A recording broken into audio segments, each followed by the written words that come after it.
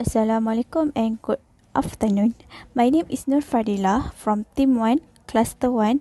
Would you like to present about problem 3A, learning issue, which is analysis of feedback control system. Okay, firstly, we take a look at the green colored one, which indicate the simplest block diagram for the feedback control.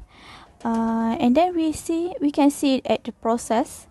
We have two inputs, which is M and D, that indicates the manipulated variable and disturbance, and Y is our desired output value. And the feedback control actions. Feedback control, it measures the output value such as temperature, pressure, level, and flow.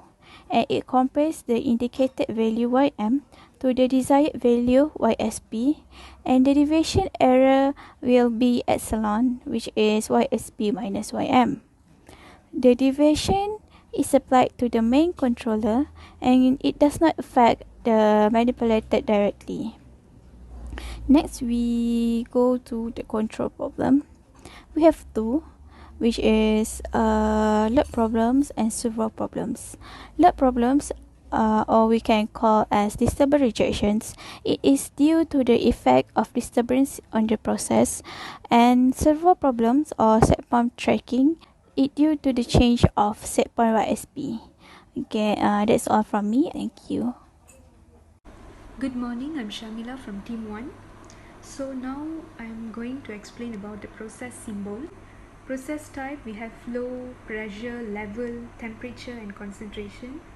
And for the controller, the symbol will be the first alphabet refers to the process type and the second alphabet refers to the controller. So FC, which means flow controller, pressure controller, level controller, temperature controller and concentration controller. So next will be the measurement. So for the measurement, we will be using the transmitters. So the first alphabet stands for the process type and the second alphabet stands for the measurement, the transmitter. So the first one will be the flow transmitter. So it is FT, and then pressure transmitter, level transmitter, temperature transmitter, and then concentration transmitter. Transmitter will detect any changes, or it will measure the flow.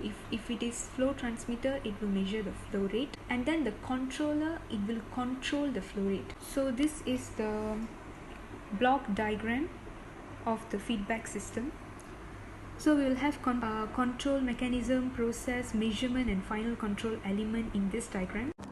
Okay, I've drawn the diagram over here. So this is a block diagram for the feedback system. So basically we will be having the YSPS, which is the input, and then this one is the output, Y bar S. So this is the set point value.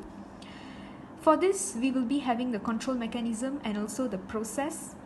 For the process, the equation will be like this. We have to find out the equation for the output value. So this is the output, Y bar S. So we have to times with this process GP times with MS, and then plus with GD over here times with the DS.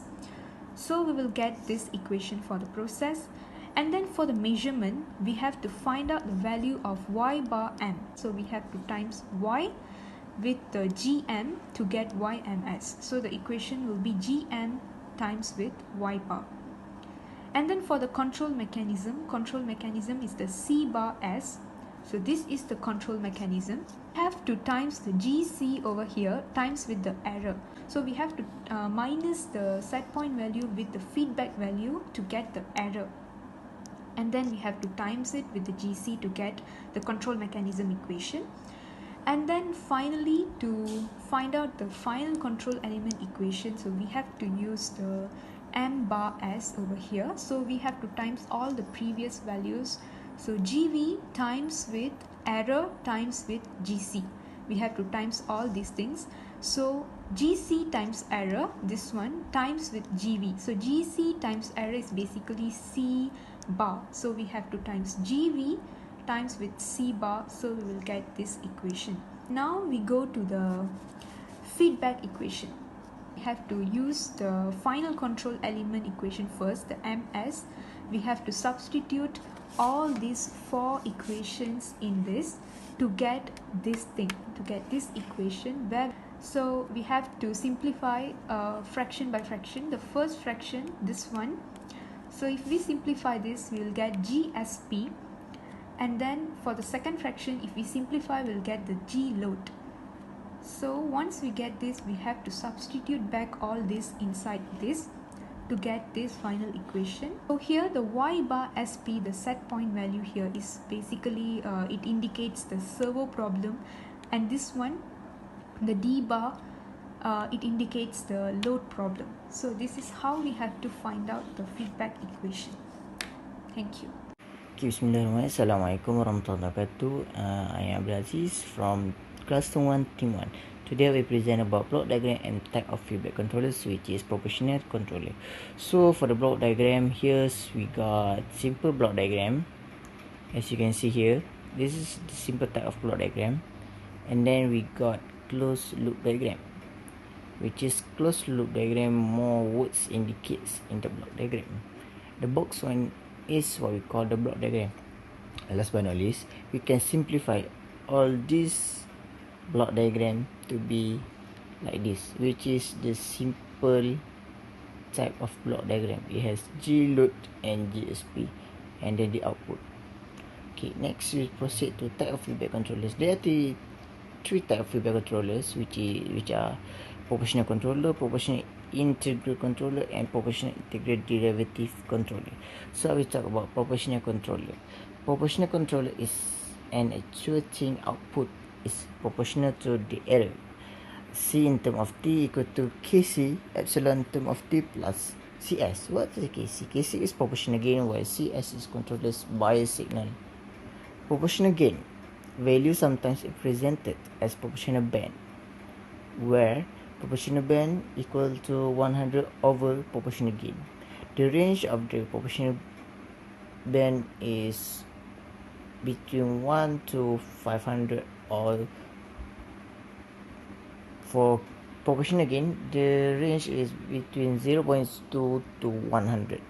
The higher the sensitivity of controllers, actuating signal to deviation will be in terms of deviation of variable c prime t equal to c into of t minus cs, which can become to c prime term of t equal to proportional gain e term of t.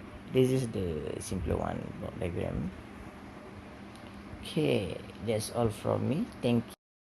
Hi everyone, this is Yingli. So I will be talking about the next two feedback controllers, which are the PI controller and also the PID controller.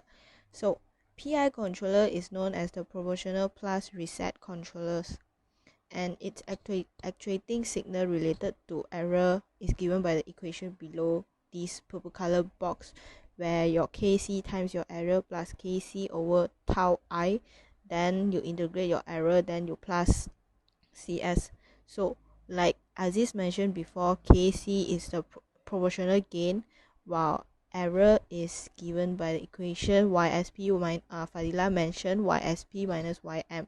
YSP is your set point minus your variables, your process variables. So when you come back here, you can see there's a new term here. T I is the integral time constant in minutes, while Cs is the controller signal when s equal to 0. And the range of tau I is given in between of 0.1 to 50 minutes. And tau I is sometimes given in terms of 1 per tau I, known as reset rate. So the range will be different too, where it is 0.02, in between 0.02 to 10 per minute. Since tau I, as you can see, is in minutes, so when 1 over tau I is 1 over minute. And this green color is the Laplace transform for control block of PI controller. Then next one will be the PID controller, where it is known as the proportional plus reset plus rate controller. There's a typo here where it is a proportional plus reset plus rate controller.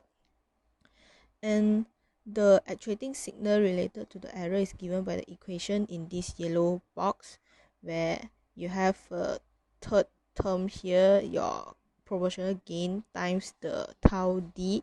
derivative time constant, and then your the error over the time, then plus the CS. The PID controller applies a control action which is proportional to the current rate change, and with the pressure of dE over dt, the PID controller anticipates what the error will be in the immediate future. So this is the Laplace transform for control block of PID controller. Yeah, so that's all from me, and that's all from team 1 too. Thank you.